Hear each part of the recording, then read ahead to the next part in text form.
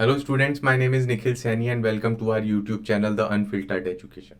So in today's video lecture we are going to discuss about राजा राम मोहन रॉय. वैसे तो इस नाम को किसी भी तरीके के इंट्रोडक्शन की जरूरत नहीं है, बट बेसिक चीजें जान लेते हैं इनके बारे में. He was a very famous political thinker as well as a socio religious reformer. तो इनका जो मेजर काम रहा है वो सोशो रिलीजियस रिफॉर्म्स के अंदर रहा है, बट उसके अंदर से हम कुछ थॉट्स को डिराइव कर सकते हैं. तो आज का हमारा लेक्चर उनके पॉलिटिकल थॉट्स के ऊपर होगा और उसी के साथ साथ हम उनके सोशो रिलीजियस रिफॉर्म्स को भी डिस्कस करेंगे. He is known as father of modern India. उन्हें फादर ऑफ मॉडर्न इंडिया का खिताब मिला हुआ. तो इसे समझने के लिए हम दो टर्म्स को समझते हैं, मेडाइवल और मॉडर्न. तो जिस कॉन्टेक्स्ट में हम बात कर रहे हैं उस कॉन्टेक्स्ट में हमारा जो मेडाइवल इंडिया था वो बहुत सारी प्रॉब्लम से घिरा हुआ था, बहुत सारे सुपरस्टिशन और बिलीफ से घिरा हुआ था. Dowry, sati system, child marriage, no widow remarriage. तो इन सब के सामने आवाज किसने उठाई? राजा राम मोहन रॉय ने. रविंद्रनाथ टैगोर ने उन्हें इनॉग्रेटर ऑफ मॉडर्न इंडिया का भी खिताब दिया था. तो जब भी किसी इंसान को सोशल रिलीजियस रिफॉर्म करने होंगे तो उसे रिलीजन की तो गहरी अंडरस्टैंडिंग होनी चाहिए. राजा राम मोहन रॉय को भी पूरे जो मेजर रिलीजन है हमारे वर्ल्ड के उन सब की इन डेप्थ नॉलेज थी. अब ये सारी चीजें उन्हें हिंदी में तो अवेलेबल होगी नहीं, तो आपको जान के थोड़ा सा आश्चर्य होगा कि उन्हें 11 से भी ज्यादा लैंग्वेजेस आती थी. 11 से भी ज्यादा लैंग्वेजेस. और उसका प्रभाव क्या पड़ा उनकी पर्सनैलिटी पे? तो जब आपको इतनी सारी लैंग्वेजेस आएंगी तो आप बहुत सारा लिटरेचर पढ़ पाएंगे, अलग अलग कल्चर को जान पाएंगे और उसके थ्रू आपका इंटेलेक्ट डेवलप होगा. और वैसा ही कुछ हुआ राजा राम मोहन रॉय के साथ. जब आज हम उन्हें पढ़ते हैं तो हम ये चीज महसूस कर पाते हैं कि वो इंसान कितना ज्यादा इंटेलेक्चुअल रहा होगा. He was also a very famous journalist. Journalism में भी उन्होंने बहुत अच्छा अपना योगदान दिया. उन्होंने Hindi, Bangla, Persian, English in सभी लैंग्वेजेस के अंदर न्यूज़पेपर चालू की. और न्यूज़पेपर चालू करने का उनका उद्देश्य ये था कि जिसके थ्रू वो सोशो रिलीजियस रिफॉर्म्स के संदेश दे पाए. आर्टिकल्स लिखते, लोगों को जगाने की कोशिश करते, अपने जो व्यूज होते वो शेयर करते. ठीक है, आप ये चीज समझे कि मैं आपको आगे जो पढ़ाने जा रहा हूं वो पढ़ने के बाद आपको ऐसा लगेगा कि ऐसी हिमाकत तो हम आज के समय में नहीं कर सकते, 21st सेंचुरी में नहीं कर सकते, जो उन्होंने second half of 18th century में करके दिखाई. आज हमें भी डर लगता है, अगर हम ऐसा कुछ बोलेंगे तो कैसा रिएक्शन मिलेगा. तो चलिए चलते हैं उनके कॉन्सेप्ट ऑफ फ्रीडम की तरफ. कॉन्सेप्ट ऑफ फ्रीडम में उन्होंने कहा कि फ्रीडम बहुत ज्यादा इंपॉर्टेंट है. वो तो बेसिक है, हम लॉजिकल हैं तो हमें तो फ्रीडम मिलनी ही चाहिए. दूसरी चीज उन्होंने बोली कि फ्रीडम जो है वो मोस्ट वैल्यूएबल एसेट है इंसान का. उससे ज्यादा कीमती वस्तु कोई हो ही नहीं सकती इंसान के लिए. उन्होंने स्टेट को एज ए गार्डियन जो है ऑब्जर्व किया इसके अंदर. उनका कहना यह था कि एक इंसान जो है वो अपनी फ्रीडम इंजॉय करते करते दूसरे की फ्रीडम को हैम्पर कर सकता है.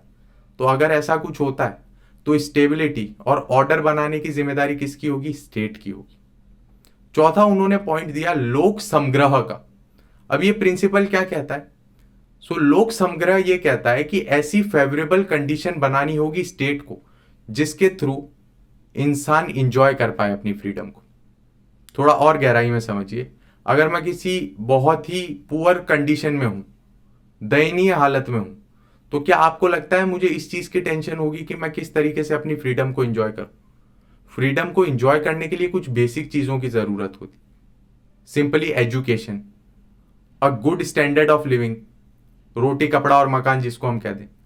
तो इन सारी चीजों को प्रोवाइड करने की जिम्मेदारी भी किसको दी गई? स्टेट को दी. अब ये आज के समय में हम इस कॉन्सेप्ट को कहते हैं वेलफेयर स्टेट. तो राजा राम मोहन रॉय ने उस समय पे भी वेलफेयर स्टेट को क्या है? प्रमोट किया था. कॉलोनियलिज्म, उनके व्यूज क्या थे कॉलोनियलिज्म में? तो कुछ लोग ये कहते हैं कि वो इस चीज को कहीं ना कहीं सपोर्ट करते थे. जी नहीं, वो बिल्कुल भी सपोर्ट नहीं करते. उनका मानना यह था सबसे पहले कि किसी भी तरीके का ऑपरेशन जो है वो गलत है, क्योंकि ऑपरेशन होगा तो फ्रीडम जाएगी. तो सबसे पहले उन्होंने वहीं कॉलोनियलिज्म को नकार दिया. बट उनका यह मानना जरूर था कि अंग्रेज जो हैं वो बाकी लोगों से बेहतर है. ऐसा उन्होंने क्यों कहा?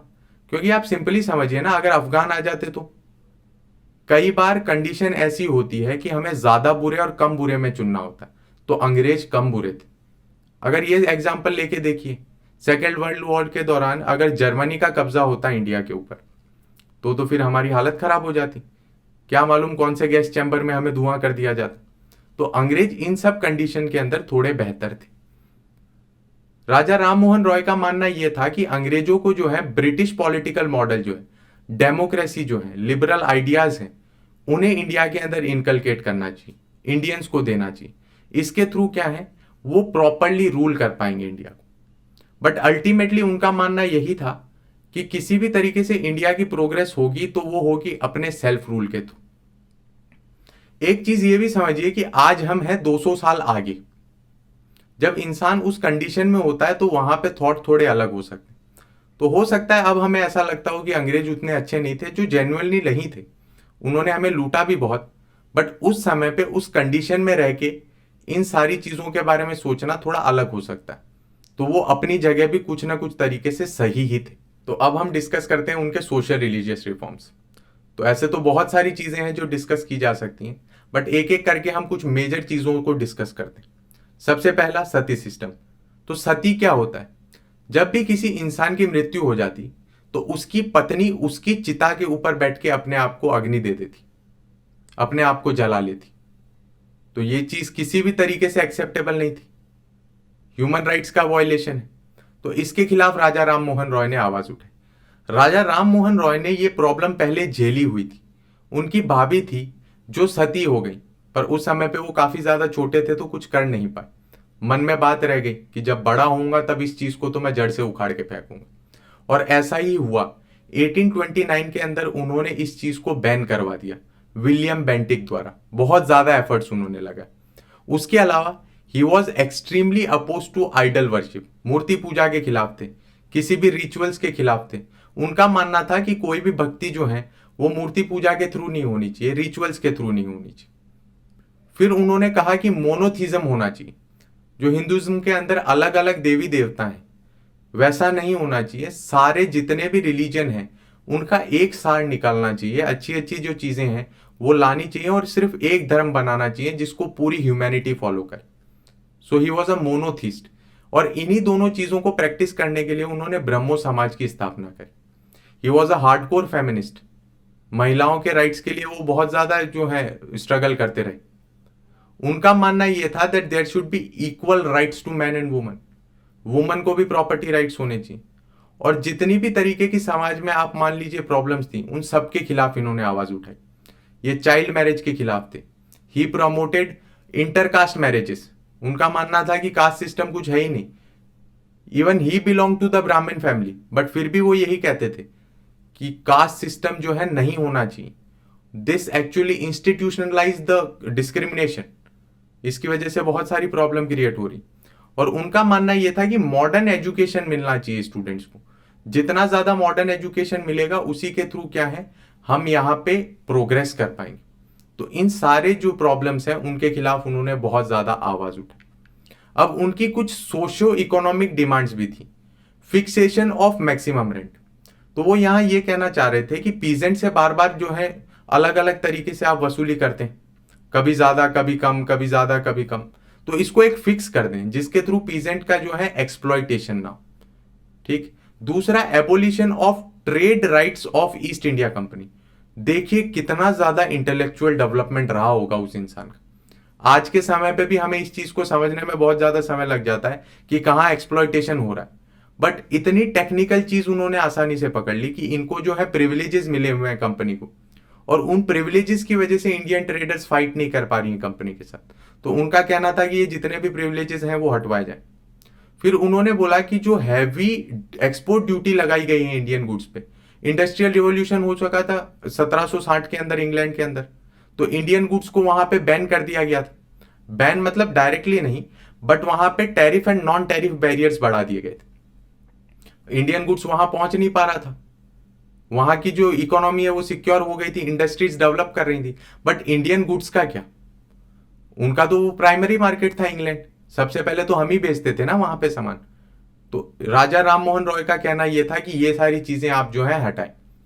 फिर उसके बाद उन्होंने कुछ एडमिनिस्ट्रेटिव डिमांड्स भी सामने रखी। सबसे पहले इंडियनाइजेशन ऑफ हायर सर्विसेज, कि अगर आप हिंदुस्तानियों पे हुकूमत कर रहे हैं तो उसके अंदर हिंदुस्तानी तो होने ही चाहिए, तो आप उन्हें जॉब्स दीजिए। ऐसा थोड़ी हो सकता है कि आप उन्हें जॉब ना दे। दूसरी चीज, separation between the executive and judiciary, बहुत ही खूबसूरत चीज है ये। मतलब आप सोचिए कि उस इंसान ने कितना इस चीज पे सोचा होगा। आज भी हमारे डीपीएसपी में ये इन्वॉल्व है। आज भी हमारा गोल है कि हम पूरी तरीके से एग्जीक्यूटिव और जुडिशरी को सेपरेट कर सकें।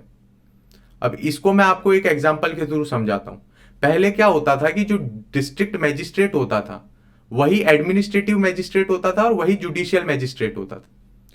तो सिंपली किसी को पकड़ना है तो उसे पकड़ने का ऑर्डर भी कौन देगा? वही इंसान देगा, और उसे सजा भी वही सुनाएगा।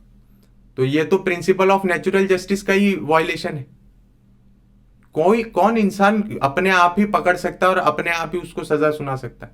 अब मैं किसी इंसान को पकड़ूंगा तो मैं उसे बेगुनाह तो नहीं साबित करूंगा ना, ऑब्वियसली मैं सजा सुनाऊंगा ही सुनाऊंगा। तो ये सारी चीजों की उन्होंने डिमांड रखी। फिर उसके बाद उन्होंने कहा कि जितने भी जजमेंट्स जो हैं वो जूरी के थ्रू होने चाहिए, सामने एक जूरी बैठनी चाहिए जो जजमेंट देगी। तो ये उस समय भी उनकी डिमांड्स थी। तो आप समझ सकते हैं कि उनका इंटेलेक्ट कितना ज्यादा डेवलप्ड रहा होगा। अब ये कुछ वर्क्स दिए गए हैं सामने, आपके सामने यहाँ पे आप देख सकते हैं। इन सारी चीजों के बारे में आप लिख लीजिएगा और अपने नोट्स बना लीजिएगा, क्योंकि आपसे पूछा जा सकता है कि इनमें से कौन सा वर्क जो है राजा राम मोहन रॉय द्वारा दिया गया। ये आपके यूजीसी नेट में भी काम में आ सकता है और आपके मेंस के अंदर भी काम में आ जाएगा, ऑप्शनल के अंदर। तो इन सारी चीजों के बारे में आप नोट्स बना लीजिएगा। So this was all about Raja Ram Mohan Roy. I hope you like this video lecture. Thank you very much for watching.